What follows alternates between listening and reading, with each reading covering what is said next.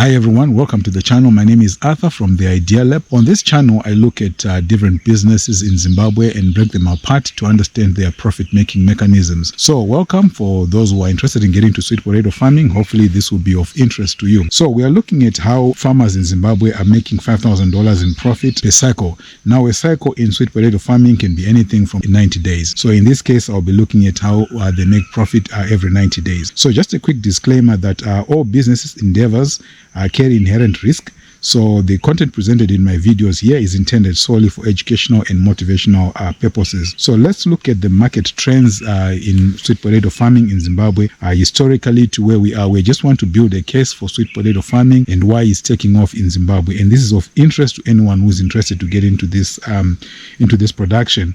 So traditionally, sweet potatoes have been grown in the home or home garden or homestead garden for consumption within a family setup. So there's been excess produce that is then sent to the market, and you find this is sold on the roadside or on the local markets. But with time, there's been emerging a new urban demand for sweet potatoes. This has also been reflected in supermarkets, as well as even the government itself and some NGOs. They've got programs that promote the use and eating of sweet potatoes for nutritional purposes. So this has driven commercial large-scale farming of sweet potatoes in Zimbabwe.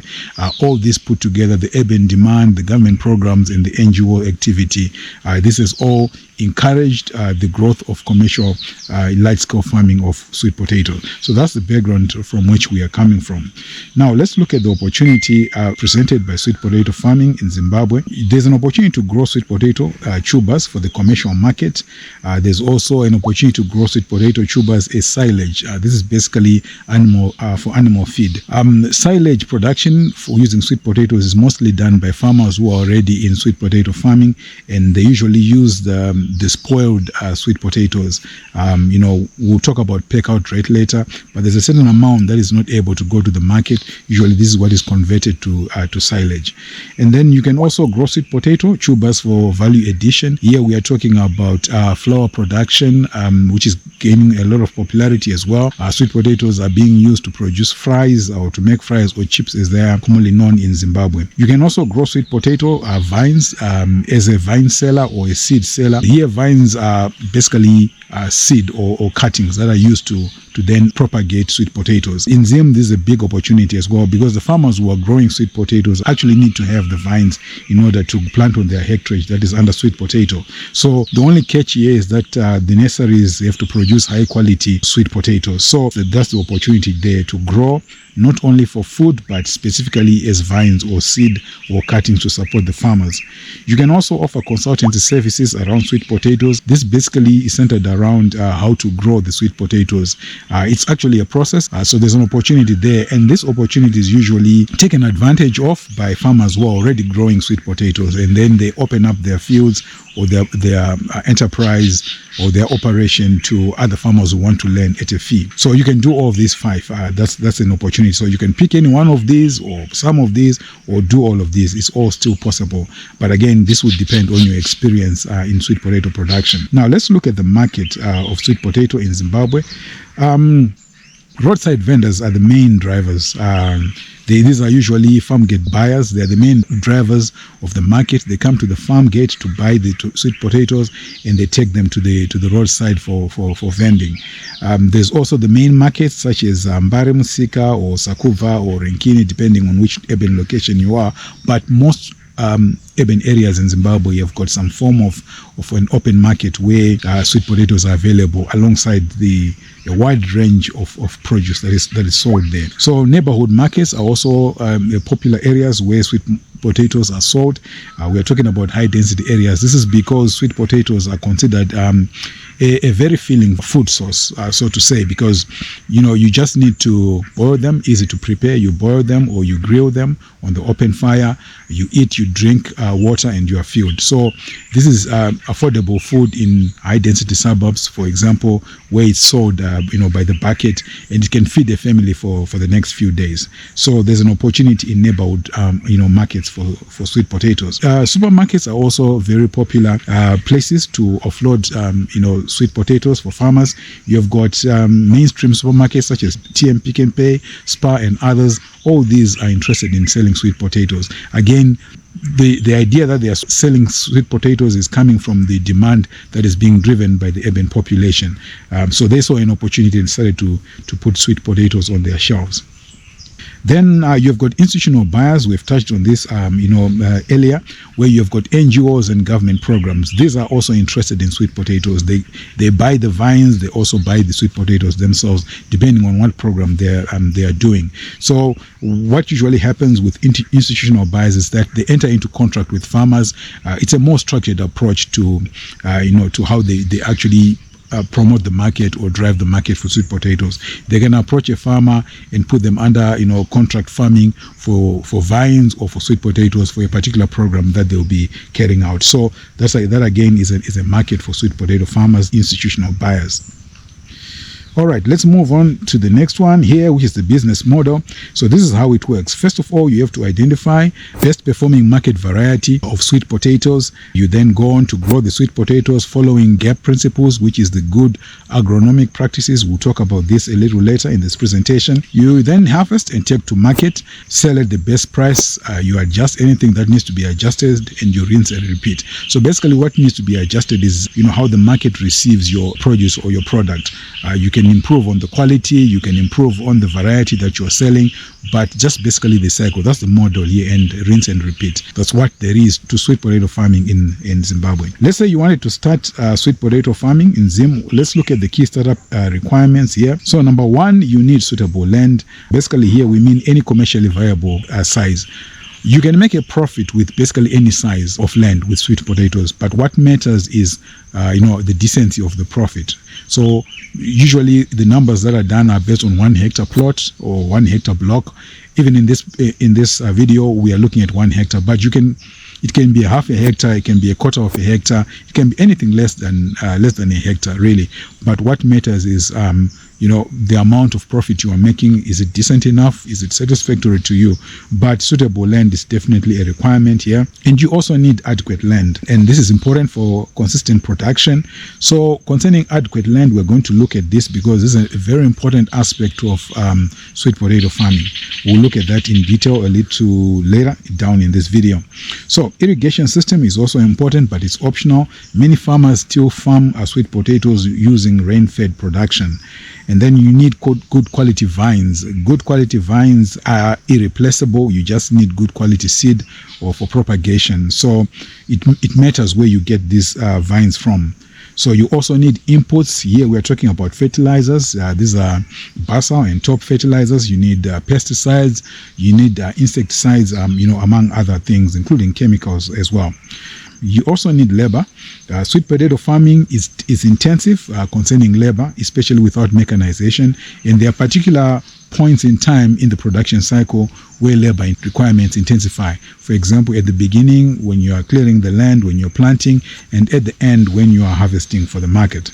You definitely need decent knowledge and strong market appreciation for you to grow sweet potatoes. This is extremely important. You cannot jump into this agro-business without investing time, in gaining decent knowledge, adequate amount of knowledge, and having a strong market appreciation. So this video is actually part of that research. If you're interested in doing this, you are gaining insight into actually how this system of growing sweet potatoes work. Okay, let's look at the success ingredients for growing sweet potatoes. I have this formula that I use in many of my videos that are concerning agribusiness. So basically what it says here is that profit is equal to seed variety plus gap plus the market. Okay, so we'll look at each one of these and explore what it really means. So seed variety here, we are looking at your choice of seed variety to grow. So there are varieties of sweet potatoes available in Zimbabwe.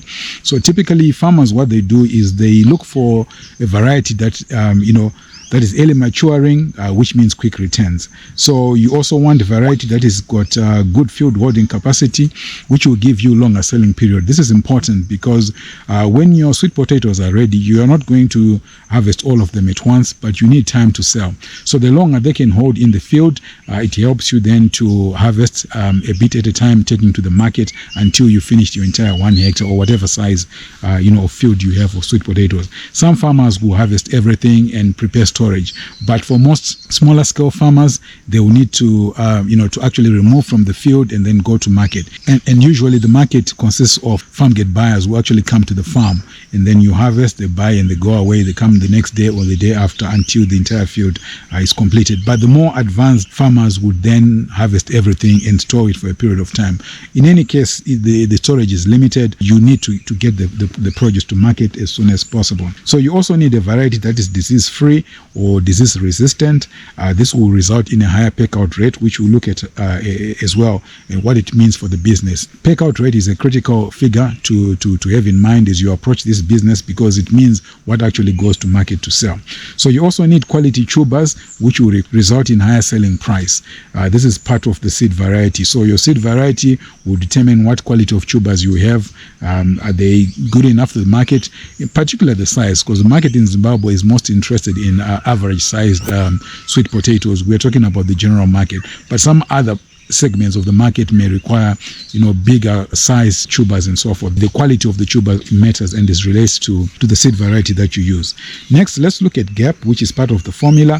GAP, which is as mentioned, good agronomic practices. So here you are looking at soil management, very important when growing sweet potatoes. You are looking at crop nutrition, also very important. You are looking at field rotation, critical. We'll talk about it later as well in this video, and how and why and how it matters to sweet potato production. You also need proper field management. This relates to diseases and other things that may affect your productivity and your production at the farm. You need effective pest and disease management, which is also important in sweet potato production. Now let's look at the market, which is also important in this formula. You must target to grow to sell versus growing to hunt for market. So these are two distinct approaches to growing sweet potatoes or any agro business. Growing to sell means that you have got a strong idea of what the market wants, what the market looks like, when the market is open favorably for you, and all the other things that goes into the market. Growing to hunt for market means that you basically have no idea of how the market works. You just say, okay, let me do 1 hectare of sweet potatoes. You farm that, and then afterwards you start to think about the market. So for you to succeed, the success formula demands that you grow to sell. You know what you're actually doing and which market you're going to, versus to just grow and start looking for the market. And this happens a lot with new farmers. You find people desperate in social media platforms saying, I've got X amount of sweet potatoes or cabbages or watermelons. They're desperately trying to get rid of it. So in the end, they end up selling at a lower price, and they could even make a loss, or at the very minimum break even. Now, next is targeting the best selling window. This is critical as well. You need to understand the market to say, okay, when are sweet potatoes most profitable, so that when you plant, you are targeting that window. What to know is that anything that is grown using rain-fed is going to fetch lower prices compared to irrigated crop. This is because when it's rain-fed, everyone, in particular when talking about sweet potatoes, is doing sweet potatoes. In the rural areas, in their backyards, everywhere, everyone is using the rains to grow sweet potatoes. What it means that everyone is going to harvest at the same time, and everyone is going to market at the same time. So it's going to be a market glut, and the prices are going to be depressed. So right now, as I'm recording this video, we are actually in that time of a market glut, where everyone has used the rainy season to grow the sweet potatoes, and now they're flooding the market, and it will take a while before all that is finished. So there's a period in the window, say between October, September, thereabout, where you fetch higher prices into December, because not many farmers are on the market, and the farmers that are on the market have arrived there because of irrigation versus rain-fed production. So that's important to understand about the market. So again, there's a target packout rate. You need to have as high as possible of the packout rate. It's virtually impossible or categorically impossible to get 100% packout rate. Packout rate basically means what are you going to get out of your production that is marketable. what is it that is going to actually go to the market. So in your production, whatever your yield, not everything is going to be good enough or quality enough to go to the market. So the pay-out rate is having as much as possible of your yield going to the market. That's a high pay-out rate. So here we are targeting at about 90%. But again, this depends on your experience. New farmers can have this lower, experienced farmers can have this higher. But as mentioned, it's virtually impossible to hit 100% pay-out rate. So you also need to handle for the market properly, which I'm calling here handling to market. So this means how do you handle the produce for market? Sweet potatoes in particular, the market is very sensitive to quality, just like many other things here in Zim concerning agribusiness or produce. You cannot take to market and expect the top prices when your sweet potatoes are bruised, when your sweet potatoes got scratches, are broken. So handling is important. So most farmers today are actually putting their sweet potatoes in crates versus in sacks or bags, as used to be the case. Because when you stuff them in bags and you take them to market, for example, to Mbaremsika, by the time you get there, they will be having bruises and they won't be as attractive on the market. So handling is important. You have to target best quality tubers. This is important for the farmer.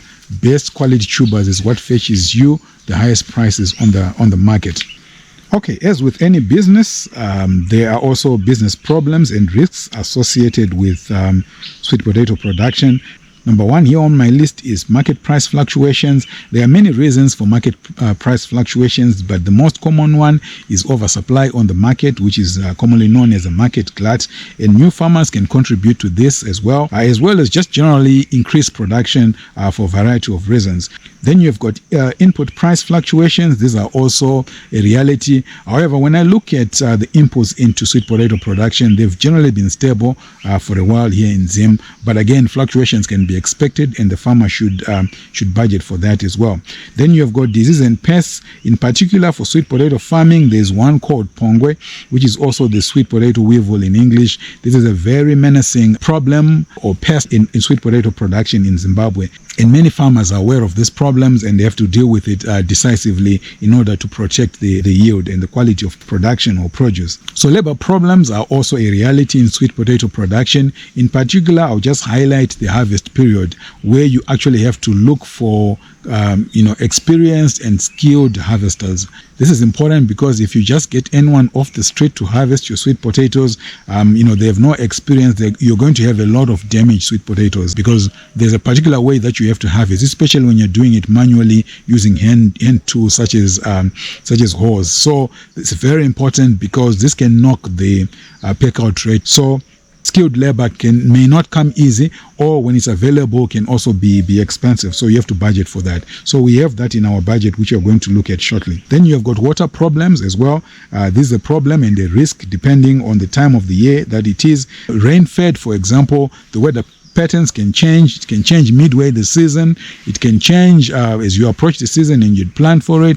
All kinds of things can happen with rain-fed or watering of your sweet potato field. But again, the problem of water can also affect those who are irrigating, because if the water table drops for any reason during the production process, you can also have problems with water. So it's a lingering problem for all farmers, but it can affect farmers differently. Now let's look at the case study of Tafi's farm. Tafi come from Tafadzwa. This is Tafadzwa, and this is about her. Tafi is 34 years old. She's a calculating risk taker. She has got a passion for agribusiness. She has no prior sweet potato farming experience at all, but she is well researched and read up on the subject, which is very important if you are new, to sweet potato production or any agribusiness for that matter. So I'd like to mention here that Tafi here is a fictitious character, but she embodies all the facts or the factual information that is to do with a typical farmer in Zimbabwe right now. Okay, so let's look at what she has. She has a 1 hectare plot, which is 10,000 square meters. She has got sandy loam soil with a pH of between 5 and 6.5. Sandy loam is basically balanced mix of sand, silt, and clay, with the sand being the dominant component of the soil. So this is the recommended soil type for sweet potato production. And here she also has got sufficient water for a 1 hectare plot. She's going to start her production on a 1 hectare plot. So what is her strategy? She's going to do German 2, which is a white-fledged popular variety, early maturing, and it matures at only 90 days. And she's going to target 33,000 plants for a 1 hectare farm, and she's going to be using 30 centimeters in between planting space and 1 meter for the ridges, between the ridges. That's the spacing. And she's expecting 30 tons per hectare from this particular production. And her inputs are going to be vines, of course, which is for propagation, the seed, quote unquote. And she's also going to need basal and top fertilizers and chemicals as the inputs. She'll also need water, which is going to be rain-fed. If she's doing rain-fed, that will be between mid-November starting, or irrigation anytime after frost. And labor for planting and for harvest will be important. As mentioned, this has to be experienced or skilled labor. And then the market for her is going to be the farm gate. She's got a truck. She's also going to go to the roadside and also take some of her produce to the markets, for such as Mbare. For the roadside, she's going to sell wholesale on the roadside, or in a fashion that causes her to move a lot of volume instead of going pound for pound with the retail price. Okay, next let's look at Tafi's budget for her farm, Tafi's farm. So the following budget will produce gross profit. It is a production budget. This means that it excludes any capital expenditure, which could be things such as durable tools, irrigation systems, and borehole drilling. So that is completely excluded. As a result, our budget is going to produce a gross profit instead of net profit. So just keep that in mind. So this is how the structure of the budget looks. First of all, she's going to need vines or seed, 34,000 in total, selling at 3 cents each from the vine producers. This will cost $1,020 on a budget. And then she also need fertilizers, which include basal and top, 12 bags altogether at $30 each, which is going to cost $360. Again, there could be minor differences on the market, but this is a general guide depending on when you're going to, if you are to follow her budget, when you're going to get your own inputs. Now she'll also need gypsum, which will be applied at flowering stage. She'll need 2 bags, which are about $25 each, total $50. She'll also need herbicides to control weeds, 1 to 2 applications during the production cycle at about $20 each, or $20 per application, total $40. She'll also need lambda, a very important and very common insecticide that will control the weevils that we talked about, pongwe or sweet potato weevil. It will have to be 2 applications at $20 per liter, a total of $40. Then she'll also need labor, very important, for land preparation at the beginning as well as at the harvest stage, and that is going to be $800. And finally, she'll have miscellaneous expenses such as transport and packaging and so on, or even repairs. That is a total of $400. So all in all, her budget is going to be $2,710. So let's look at the market yield that she's faced with.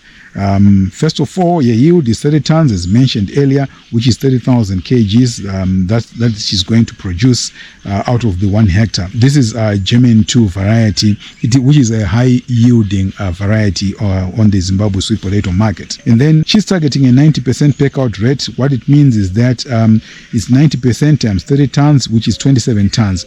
27 tons is what she will have to actually go to market, or marketable produce, to sell. Then out of that, 90%, which means that other 10%, a loss in costs, and I'll explain. 30 tons, which is 30,000 kgs, times 10, which is 3 tons. So this is typically diseased, harvest damage, or off-grade produce. So it's a loss in cost because it is at this point, the 3 tons here, in this case, that then will turn into silage, which can be sold or which can be fed to animals. For the damaged harvest, for example, this can be cleaned up and ground up into flour, and there's value addition, and it can be sold at the market value. So it's a kind of loss. Okay, it's a loss as far as the packout rate is concerned, but it depends on what the loss is about. If it's some form of damage, there are ways that are commercially viable to recover from that loss, as explained here. So how the selling price works on the market. So most farmers sell wholesale, which is the farm gate or the mass market, which is what Tafi is going to do.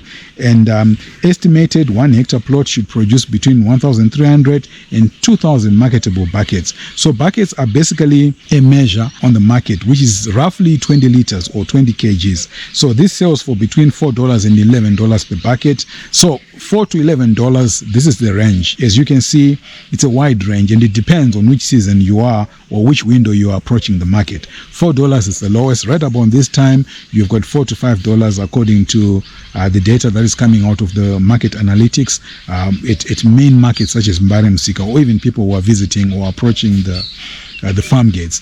But you also have the prices sometimes at $8, depending on at which point of the season it is or which window one is selling.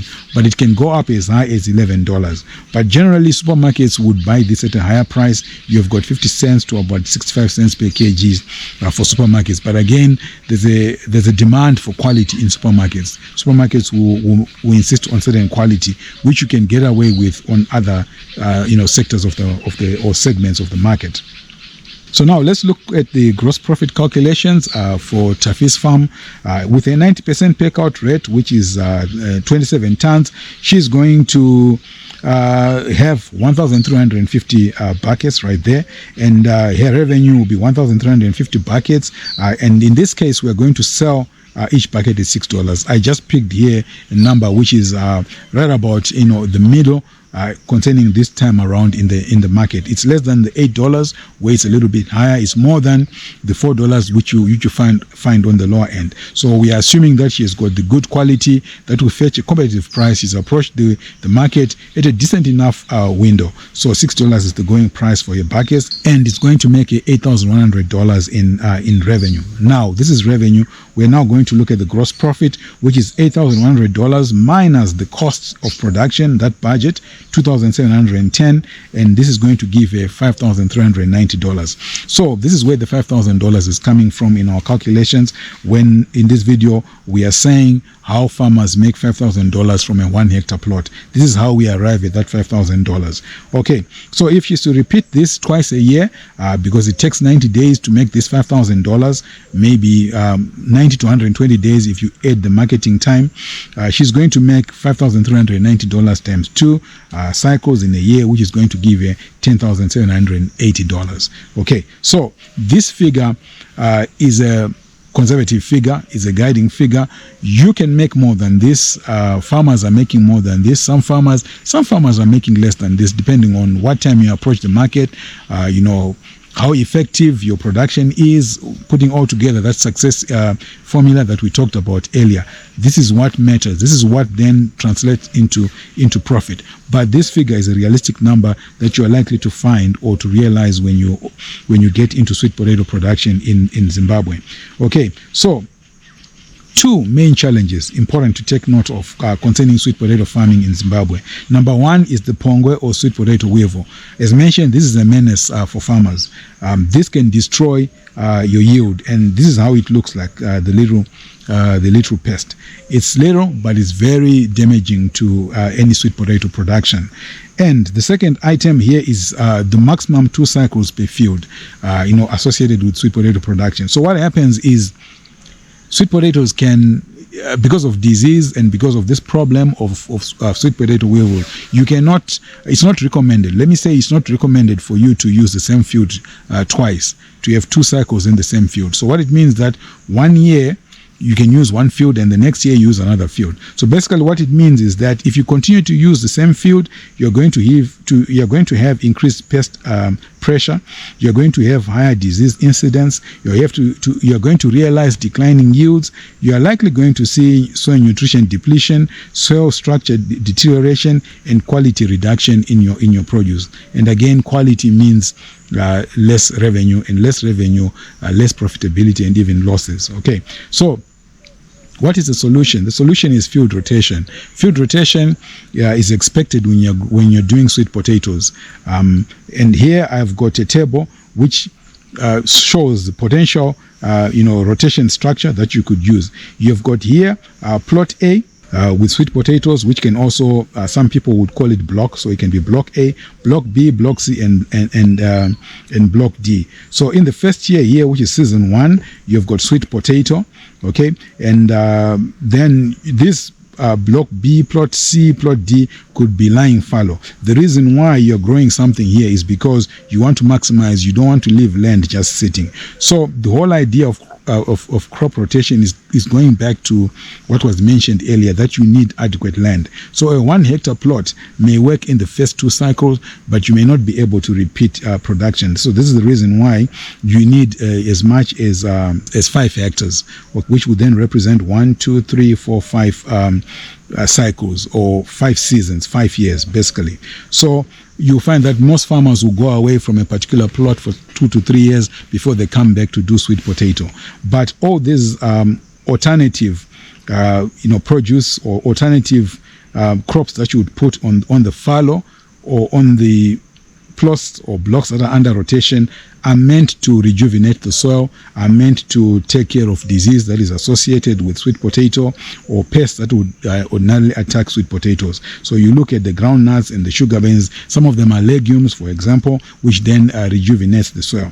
So this table basically represents field rotation that is necessary when you're doing sweet potato farming. So you have to have adequate land to do a viable long-term sweet potato farming. So as a result, what you're looking at here, it means that most farmers who get into sweet potatoes have got some other cash crops already going on, which then enables them to rotate the fields with sweet potato and continue making money with the other cash crops.